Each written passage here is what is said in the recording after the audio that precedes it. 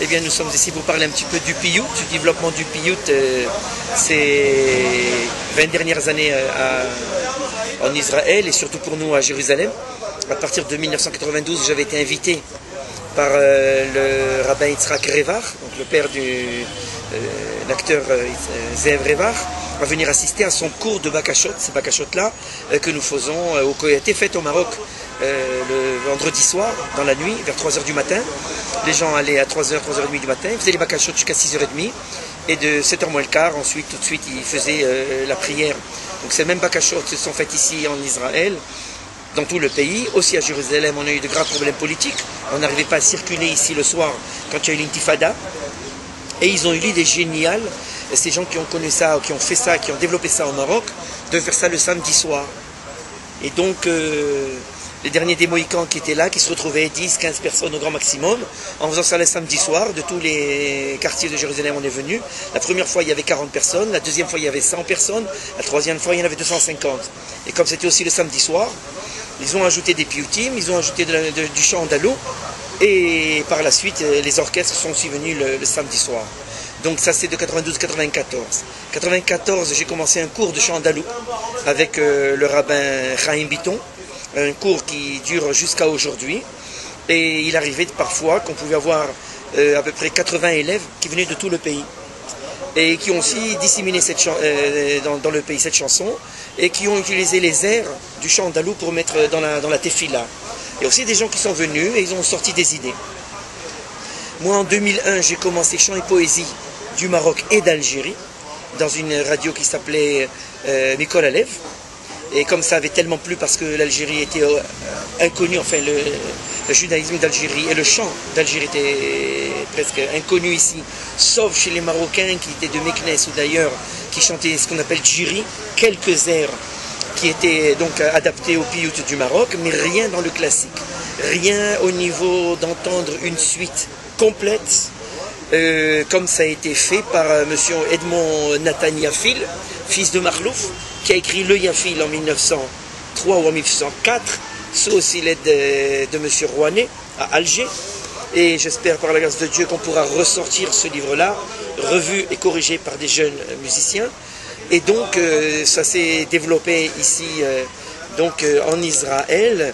J'ai aussi voyagé à Natania, aussi pour être dans une radio là-bas, à 3 reprises, pour faire connaître aux gens et qu'ils sachent que cette chose-là existe.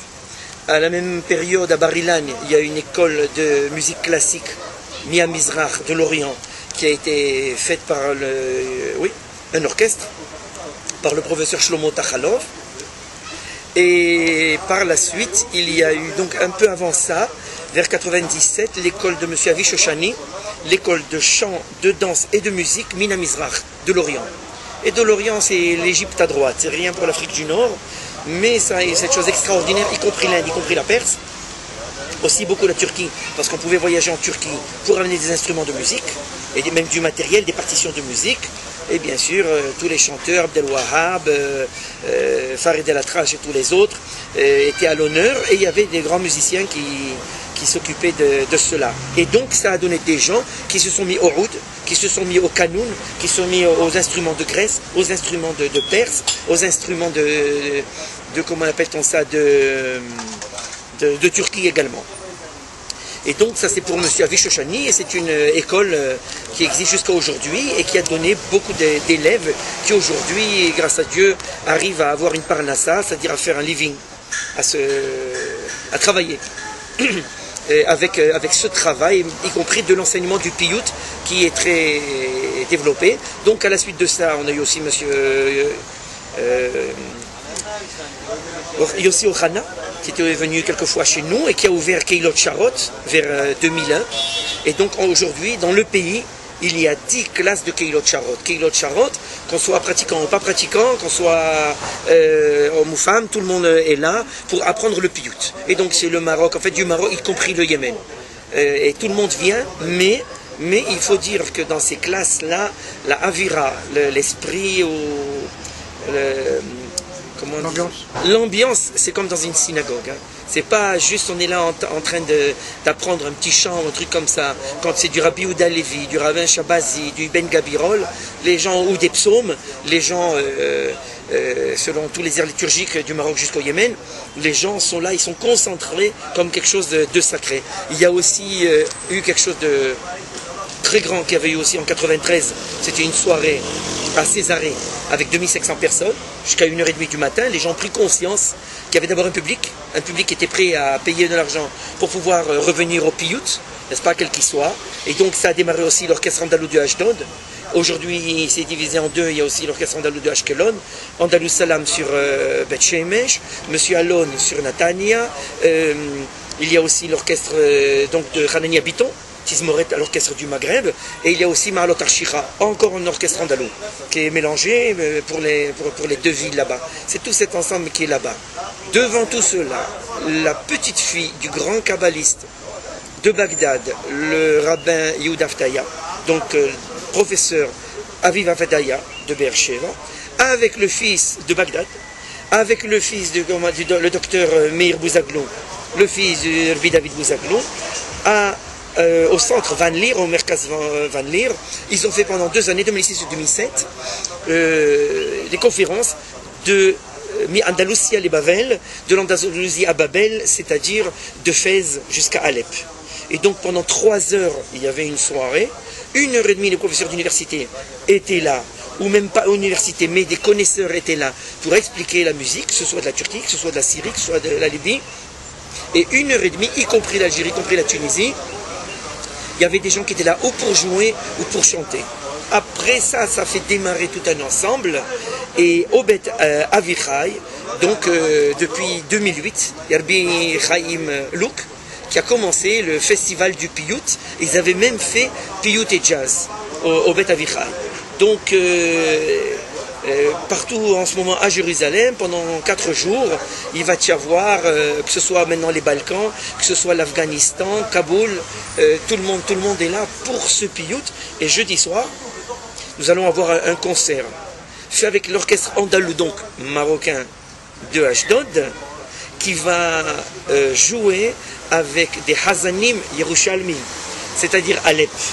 Donc il y a ce mariage un petit peu, et ça c'est tout ce travail-là qui est là au niveau du Piyut. Et pour des gens même qui ne vont pas à la synagogue, ils reçoivent par là, du point de vue de la... Ils n'ont pas besoin d'aller dans un ashram pour avoir de la spiritualité hébraïque.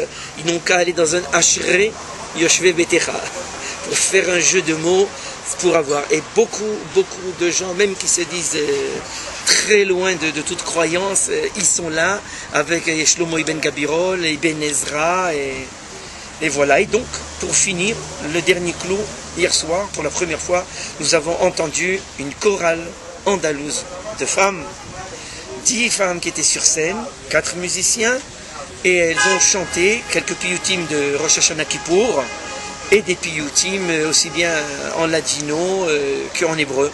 C'est la dernière création qui est montée sur scène. Bien sûr, il y a 8 mois, on m'a demandé gentiment si je pouvais reprendre l'émission que j'avais fait, Chant et poésie des Juifs d'Afrique du Nord. Et donc c'est ozradio.fr, ozradio.fr,